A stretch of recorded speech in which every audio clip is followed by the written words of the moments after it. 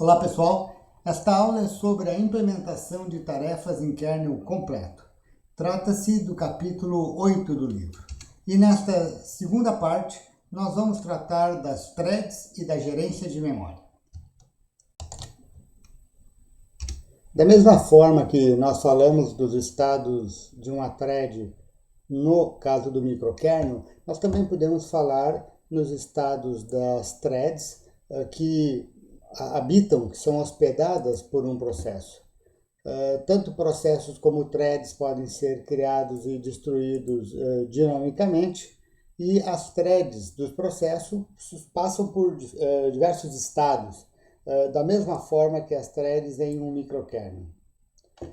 Os estados representam etapas dentro do fluxo de execução que caracteriza a thread. É claro que agora um processo tem várias threads, cada thread está no seu estado. Por exemplo, se um processo tem 3 threads, é possível que cada thread esteja em um estado diferente. Esta figura aqui relembra os estados das threads. Depois da criação da thread, ela vai para a fila de aptos, onde ela espera pelo processador. Uma vez selecionada pelo escalonador, ela passa a executar até o ponto que faz uma chamada de sistema, através de uma interrupção de software acionando o kernel. Se for uma chamada com retorno imediato, como um getTime, por exemplo, a thread imediatamente retorna após a execução do seu getTime.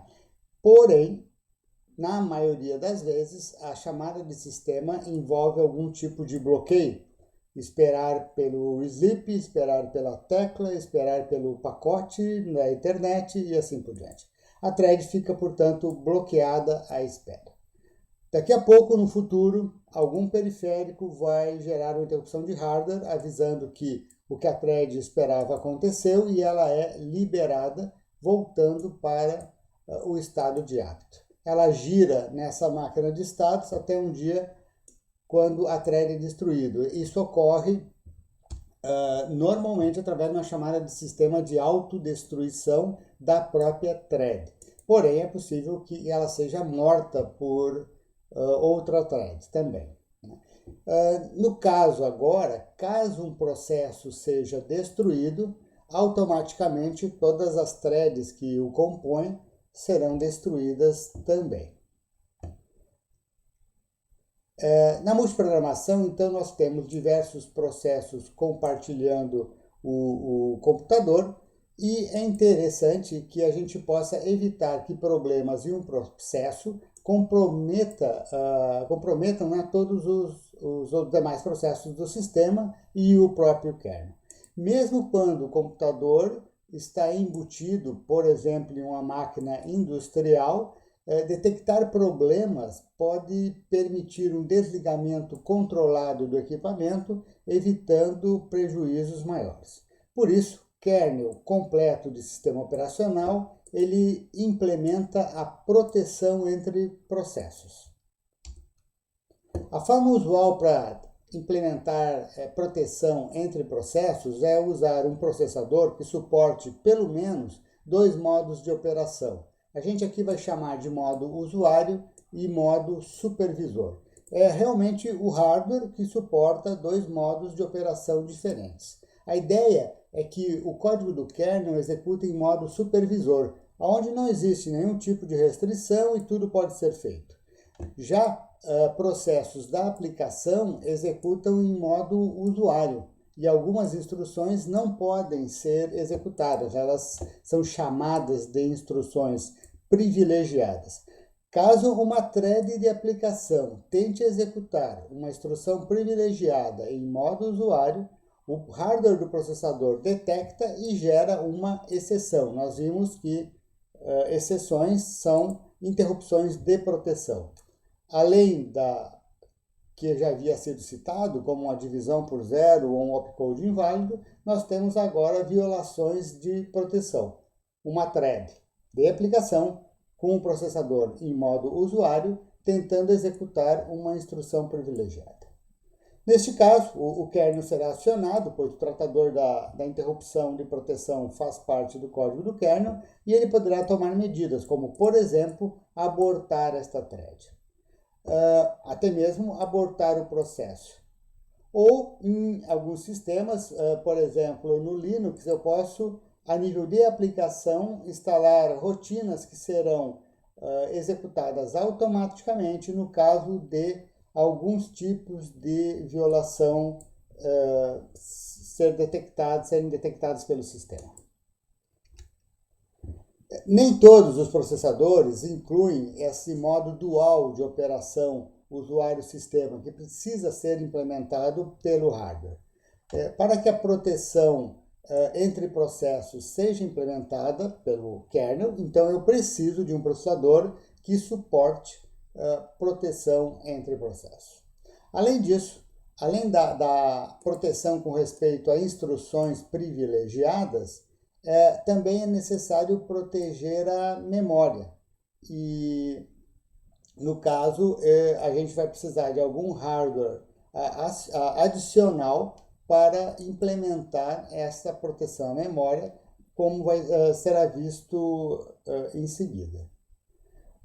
Com respeito ainda a instruções privilegiadas, o que é uma instrução privilegiada? É qualquer instrução de máquina considerada perigosa e que possa vir a comprometer ou a corromper o sistema. Por exemplo, acessar um controlador de periférico diretamente é uma instrução privilegiada. Ou ainda desabilitar interrupções, ou ainda passar para modo supervisor. Cada processador define o seu conjunto de instruções privilegiadas proibidas com o processador em modo usuário. O chaveamento de contexto, que nós já estudamos no caso do microkernel, ele continua presente aqui. Ele é a base da multiprogramação e ele acontece o tempo todo. Quando a thread de algum processo ela é suspensa, é necessário salvar o seu contexto de execução para que ela possa retomar sua execução no futuro. A troca de contexto é sempre uma operação delicada, eu preciso ter cuidado de salvar o conteúdo dos registradores sem perder nada no caminho, o código do kernel ele precisa usar os registradores para executar e, portanto, todos os conteúdos da thread de aplicação precisam ser salvos antes do kernel começar a sua execução. Antes nós tínhamos o bloco descritor da thread. Agora, além daquele, nós passamos a ter o bloco descritor do processo, uma estrutura de dados dentro do kernel, onde eu vou guardar todas as informações que eu preciso sobre cada processo. Então, que tipo de informação é colocada dentro do PCB, do bloco descritor do processo?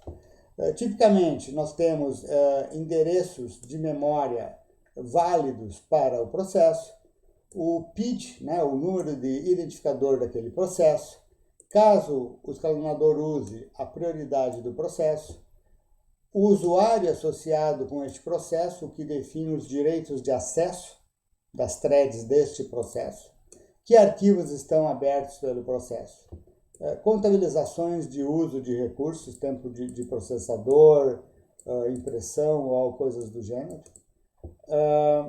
direitos especiais de acesso aos recursos do sistema, caso existam, e qualquer dado que o kernel possa precisar sobre cada processo. Obviamente, o detalhe do PCB vai variar de sistema para sistema. No caso de processos com múltiplas threads, então nós teremos um bloco descritor de thread para cada thread. E no TCB eu basicamente mantenho o contexto de execução da thread, ou seja, os conteúdos dos registradores da máquina quando a thread não estiver executando. Porque quando a thread está executando, os registradores estão sendo usados por ela, o que vale é o valor que está no próprio registrador do computador. Como cada thread faz parte de um processo, as demais informações estão contidas no bloco descritor do processo em questão. Agora, então, o bloco de controle de processo não precisa campos para salvar o conteúdo dos registradores, uma vez que eles estão colocados, são armazenados no bloco descritor da thread em questão. Já a fila de hábitos é formada pelos blocos descritores de thread, porque quem disputa o processador são as threads e não os processos. Se um processo tem 5 threads, as 5 threads estão disputando entre elas o processador. Eu posso ter threads no espaço do usuário, mas também posso ter threads executando exclusivamente código de kernel. A gente chama de thread de kernel, threads internas ao kernel, que não fazem parte de nenhum processo, elas executam dentro do kernel, elas executam código, funcionalidade do kernel, e embora exista um bloco descritor de thread para ela, tem que haver, elas não estão associadas com nenhum bloco descritor de processo, elas são tratadas de forma diferenciada. Em geral, elas possuem amplos direitos de acesso, porque elas executam em nome do kernel. Pois bem, para conseguir a proteção de memória, eu sou obrigado a ter uma ajuda do hardware, né? Porque não adianta eu colocar o processador em modo usuário, de maneira que a thread de usuário não consegue executar instruções de máquina perigosas e, no entanto, eu deixar a thread de usuário acessar livremente a memória. Porque aí a thread de usuário pode ir lá na tabela dos vetores de interrupção ou na região de memória onde está o código do kernel e alterar esse conteúdo, de maneira que eu não vou ter proteção nenhuma. Para que exista proteção, eu tenho que proteger a memória. E para isso eu vou precisar de um componente específico de hardware que vai controlar os acessos à memória. Existem diferentes possibilidades para a gerência de memória, dependendo da complexidade do hardware que eu estou usando para implementar esta gerência de memória. No livro a gente vai focar em duas situações muito comuns e presentes, e que mais ou menos dominam o cenário, que é o uso de partições variáveis, contando no hardware com uma unidade de proteção de memória, chamada de MPU, Memory Protection Unit, e também em sistemas aí mais complexos, paginação, usando uma MMU, uma unidade de gerência de memória, uma Memory Management Unit. É útil fazer a distinção entre memória física e memória lógica nesse contexto. A gente vai considerar a memória física a memória dos CIs, dos CIs de memória, o pente de memória, o chip de memória, é realmente um endereço físico que eu coloco no chip de memória para acessar aquelas posições de memória. Já espaço de endereçamento físico, portanto, vai ser composto por esses endereços de memória física válidos no computador em questão. Eu vou chamar memória lógica de um processo aquela que pode ser acessada pelos processos, pelas threads do processo em questão. O computador como um todo possui uma memória física, porém, cada processo possui a sua memória lógica. E todas as threads de um mesmo processo compartilham esta memória lógica. Então, endereços manipulados pelos programas são chamados de endereços lógicos, porque fazem referência a posições na memória lógica do processo. O espaço de endereçamento lógico é o conjunto de endereços lógicos à disposição do processo. O objetivo da proteção de memória é impedir que um processo acesse a memória lógica do outro processo. Então, cada processo tem a sua memória lógica, todas as memórias lógicas são mapeadas para memória física do computador, porém nós temos que dar um jeito de fazer esse mapeamento de tal maneira que threads de um processo não consigam acessar a memória lógica pertencente a outro processo. Para isso, nós, como dito antes, vamos colocar um componente específico de hardware entre o processador e os CIs de memória.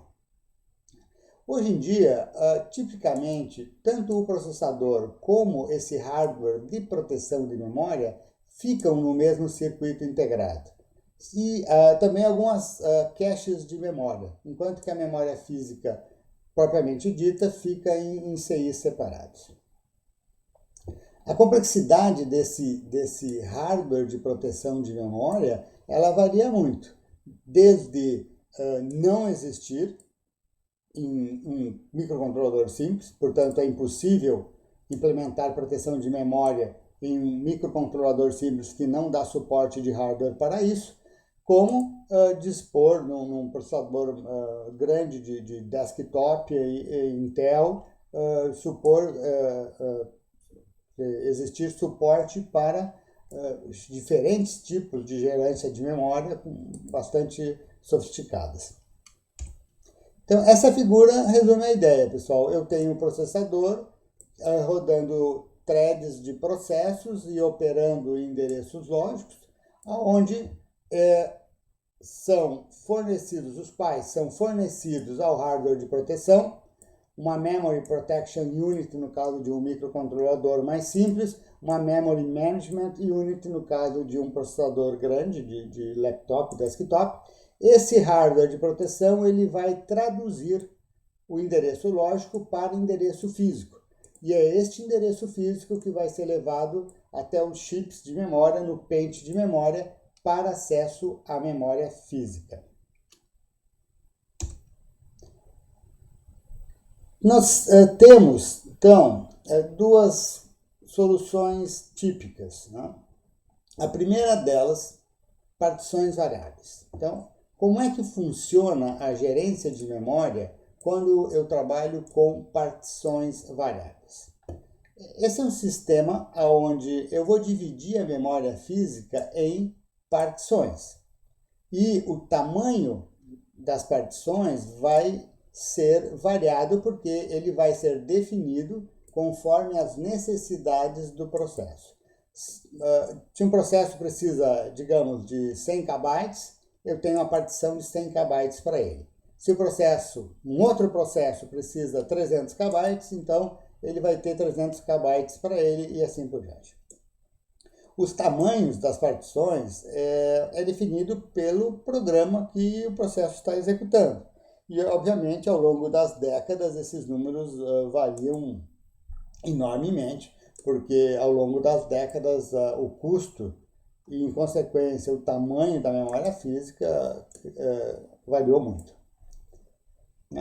Bom, tipicamente, com partições variáveis, a memória lógica de um processo corresponde a uma área contígua de memória e é mapeada para uma partição específica na memória física.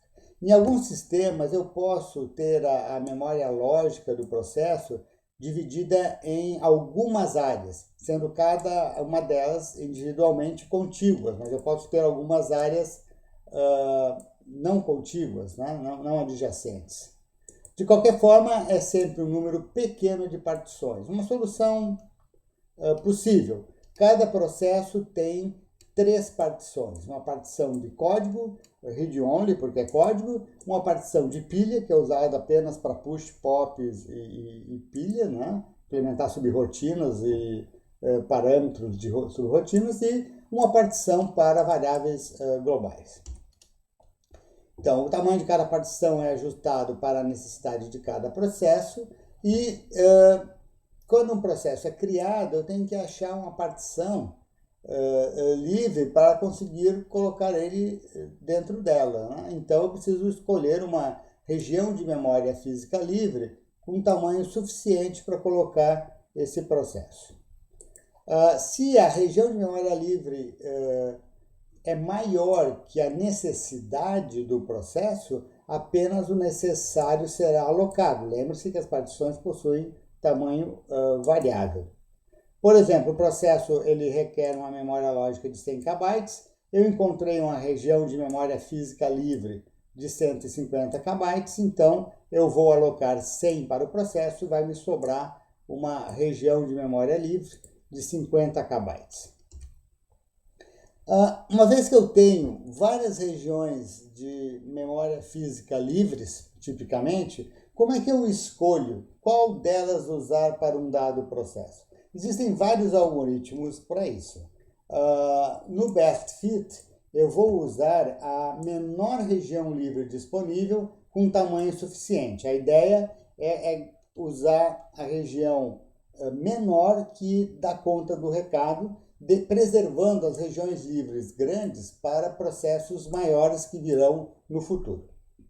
Uma outra abordagem é fazer o contrário. Não, eu vou dar para esse processo a partição, a região de memória livre maior que eu tenho, de maneira que eu vou gerar a maior sobra possível para que esta sobra gerada seja útil no futuro, porque ela é grande. Uma outra abordagem é não tentar controlar as coisas nesse nível mais fino e simplesmente usar first fit.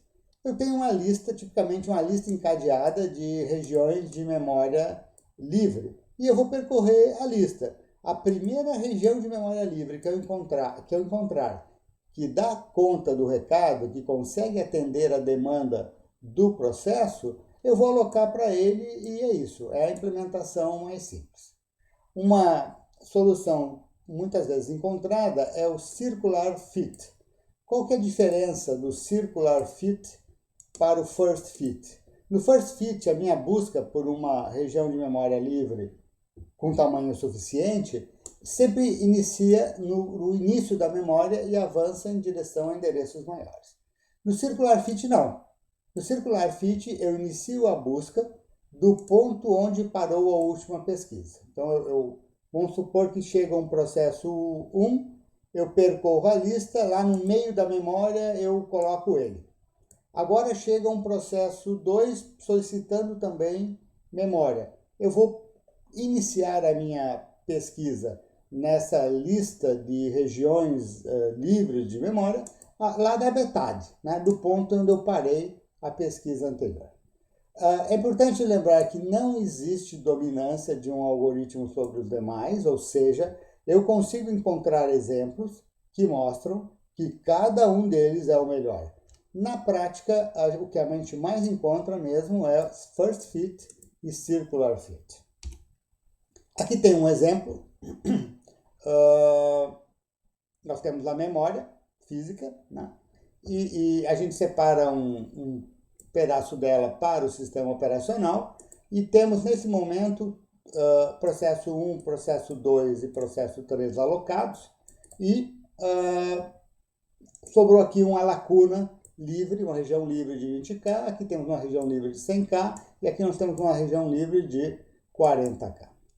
Por exemplo, se o processo 2 termina, ele vai gerar uma área de memória livre aqui. Mas eu não vou manter regiões livres adjacentes. Não faz sentido.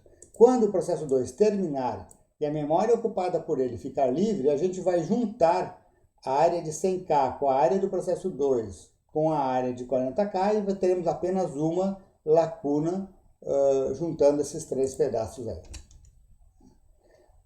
Eu preciso de ajuda do hardware para implementar esse sistema e, como eu falei antes, o que a gente usa é uma unidade de proteção de memória, uma MPU, uma Memory Protection Unit.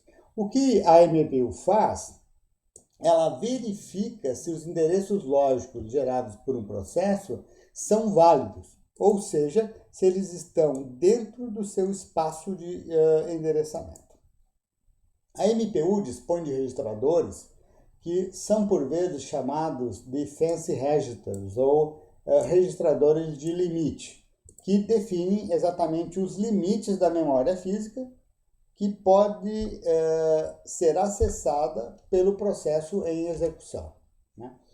Quando eu agora vou passar a executar uma thread de um processo, ou seja, no momento da carga do contexto de execução desse processo, dessa thread desse processo, eu vou carregar nos registradores da MPU os limites de memória desse processo, né? Então, a MPU, um componente de hardware, vai saber, opa, a thread que vai executar agora, ela pode acessar daqui até ali. Se ela acessar fora disso, é uma exceção. Eu tenho uma violação de memória, vai ser lançada, será sinalizada uma interrupção de proteção, uma exceção.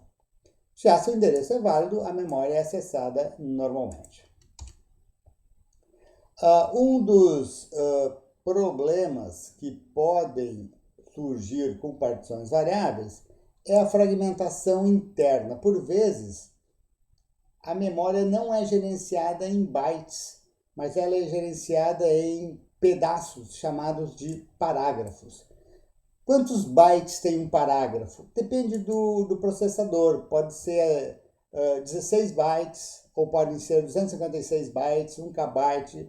Depende muito do processador. A ideia é que não vale a pena, na gerência da memória, se preocupar com áreas muito pequenininhas. Então, a gente passa a usar o parágrafo porque a menor área livre existente será um parágrafo e, portanto, tem mais chance de ser útil do que alguns poucos bytes.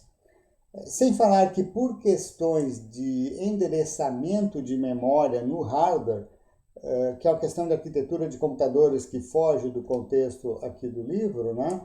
O próprio processador pode nos induzir a usar um determinado tamanho de parágrafo. O que acontece é que, se agora eu uso parágrafos de, por exemplo, 256 bytes, e o processo precisa de 250 bytes, não, eu não posso dar para ele 250 bytes, eu tenho que dar um parágrafo. Ou seja, eu vou dar 256 bytes para ela. Portanto, eu vou alocar mais memória do que é necessário. O processo queria 250, eu dei 256 para ele. E, portanto, eu vou perder 6 bytes como fragmentação interna por ter alocado mais do que o processo realmente precisava. Embora eu possa ter esse pequeno problema de fragmentação interna com partições variáveis, de longe o grande problema de partições variáveis é a fragmentação externa. Por quê? Porque, voltando aqui para a figura, eu tenho aqui 3 áreas livres. A minha área livre total de memória nesse exemplo é de 20 mais 100 mais 40, 160 KB. Mas uma partição precisa ficar em uma área contígua de memória física. Então, eu tenho aqui 100 como máximo. Ou seja, se um processo precisar de uma partição de 110 KB, eu não tenho como atendê-lo, embora a minha memória livre seja, no caso, de 160 KB. Então, isto é fragmentação externa. Okay? Ela pode se tornar um enorme problema, porque imagine se vocês têm aí agora 10, 20, 30 regiões físicas alocadas na memória, deixando 20, 30 lacunas entre elas, cada lacuna com um certo tamanho. Se eu somo a minha memória física livre total, é monte, né? Tem muito. Porém, eu não posso alocar mais do que uma lacuna. Então, acaba que a maior partição que eu posso alocar, ela é 1/10, 1/20 da minha memória total livre. O problema de fragmentação externa, ele pode desaparecer no caso de um embedded system, porque o embedded system é um computador que está embutido dentro de algum equipamento ou máquina maior. A única aplicação que executa nele é o software responsável por controlar o equipamento maior, e tipicamente quando a gente liga o equipamento maior, o trator, a injetora plástica, né, uma máquina de solda, os processos são todos criados nesse momento aí que eu liguei o computador. E eles somente são destruídos no desligamento do equipamento. Portanto, como não existe alocação dinâmica de memória, não existe uma situação de aloca, libera, aloca, libera, aloca, libera memória, deixando a memória física um queijo suíço, eu não tenho isso, né? Eu tenho aloca, aloca, aloca, aloca, executa o sistema um monte de tempo, depois libera, libera, libera, libera, desliguei a máquina. Eu acabo, então, não tendo problema de fragmentação externa nesse contexto. Porém, se o meu código de aplicação faz uso de malloc e free, o malloc e free tipicamente são implementados com partições variáveis dentro de uma memória própria do processo, e aqui eu posso acabar tendo fragmentação externa. Com isso, nós chegamos ao final do segundo vídeo relativo ao capítulo 8. Mais detalhes sobre este assunto vocês encontram no meu livro Fundamentos dos Sistemas de Tempo Real. Até mais!